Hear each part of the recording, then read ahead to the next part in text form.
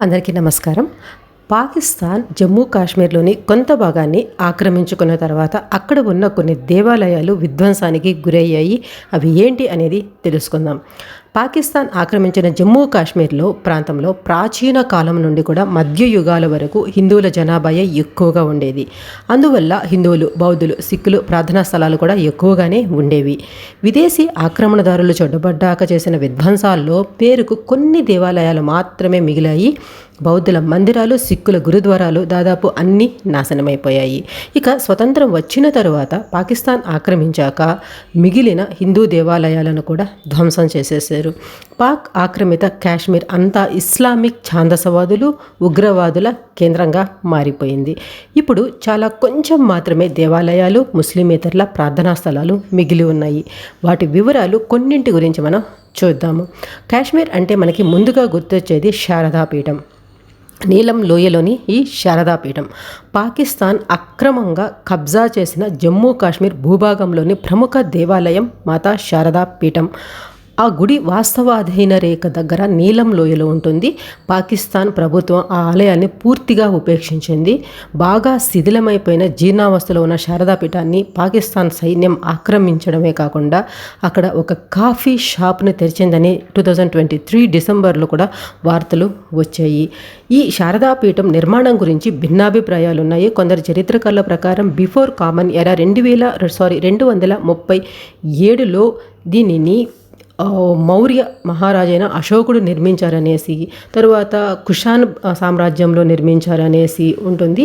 ఇలా డిఫరెంట్గా ఉంటుందన్నమాట. మార్తాండ సూర్య దేవాలయంతో పాటు కామన్ ఎరా 724 నుండి 760 మధ్య కాలంలో రాజా లలితాదిత్య నిర్మించారు అనేసి ఇలా చెప్తూ ఉంటారు.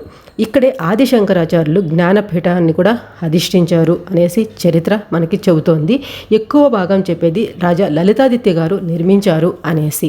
హిందూ పురాణాల్లో ఈ శారదాపీఠ మందిరానికి ఎంతో ప్రాధాన్యత ఉంది. సతీదేవి మరణం తర్వాత ఆమె శరీరాన్ని పట్టుకుని పరమశివుడు తాండవ నాట్యం చేస్తున్నప్పుడు ఇది వేరే స్టోరీ ఉంది. నేను ఇక్కడ మీకు షార్ట్కట్లో మాత్రమే చెప్తున్నాను. ఆ సమయంలో సతీదేవి శరీరంలోని కుడి చేయి పడిన ప్రదేశమే శారదాపీఠం. ఆ ప్రదేశం అష్టాదశ శక్తిపీఠాల్లో ఒకటి.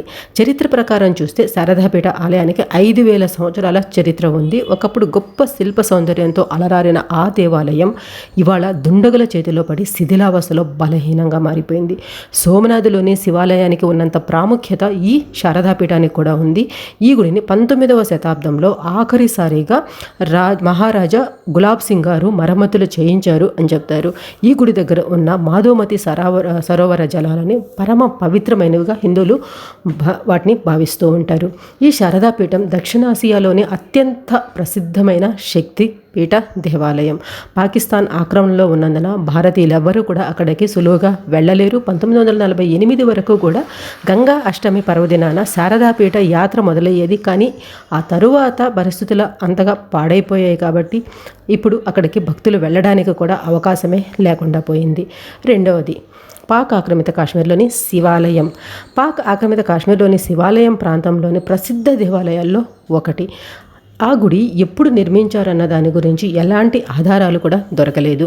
1947 భారత విభజన తరువాత కొంతకాలం పాటు ఆ గుడిలో బాగానే ఉండేది. కానీ రెండు దేశాల మధ్య రాజకీయ సంబంధాలు, ఆ బంధాలు అన్నీ దెబ్బతిన్న తరువాత ఆలయానికి దుర్దశ వచ్చింది. గుడి చుట్టుపక్కల ప్రాంతాల్లో అతివాదుల ప్రాబల్యం పెరగడంతో భక్తుల రాకపోకలు కూడా క్రమక్రమంగా తగ్గిపోయాయి. ఫలితంగా ఇప్పుడు ఆ గుడి కూడా శిథిలావస్థకు చేరుకుంది. ఇక్కడ ఒక ముఖ్య విషయం మీరు గమనించాలి. కొన్ని దేవాలయాల పిక్చర్స్ గూగుల్లో మనకి సెర్చ్ చేసినా కూడా దొరకలేదు. నేను కొన్ని పిక్చర్స్ మీకు ఇక్కడ యాడ్ చేసి చూపిస్తున్నాను. దయచేసి అది మాత్రం మీరు గమనించగలరు. మరొక దేవాలయం బ్రిడ్జ్ నిర్మాణంలో మునిగిపోయిన దేవాలయం అన్నమాట. అది మంగళాదేవి దేవాలయం. పాక్ ఆక్రమిత కాశ్మీర్లోని మీర్పూర్ నగరంలో చాలా గుడులు ఉండేవి. వాటిలో చాలా గుడులు మంగళా బ్రిడ్జి నిర్మాణం తర్వాత నీటిలో మునిగిపోయాయి. ఇప్పటికీ కూడా మంగళాదేవి డ్యాంలో నీటి మట్టం తగ్గినప్పుడు మంగళాదేవి మందిరం స్పష్టంగా మనకి కనబడుతుంది. ట్రిప్ అడ్వైజర్ వంటి పర్యాటక పుస్తకాలలో కూడా వీటి గురించి ఉంటుంది. మీర్పూర్లో ఒక శివాలయ మందిరం, బాణాగంగా మందిరం గురించి కూడా ఆ వివరాలు అక్కడ మనకి దొరుకుతాయి.